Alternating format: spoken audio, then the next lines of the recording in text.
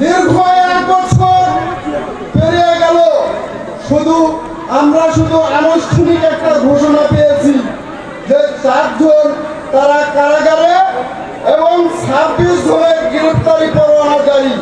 শুধু গ্রেফতারি পরোয়ানা জারি করলে হবে না, তারা দেশ এবং দেশের বাইরে থাকলে তাদেরকে বাংলাদেশে আনে জুলাই গণঅভ্যুত্থানের মঞ্চ সাজিয়ে মঞ্চে তাদের ফাঁসির দড়িতে ঝুলিয়ে তাদের বিচার করতে হবে।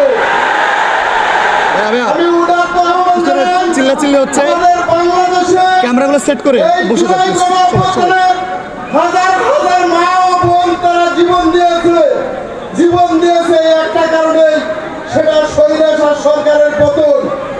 এই স্বৈরাচার সরকারের পতনের জন্য আমাদের ভাই ও বোনেরা যে জীবন দিল তাদের বিচার হওয়ার দরকার আছে কি নাই? তাই আমরা চাই আমাদের শহীদের বিচার এবং আহত যারা আছে তাদের খোঁজ খবর নেওয়া। এটা আমাদের পরিবার এবং বাংলা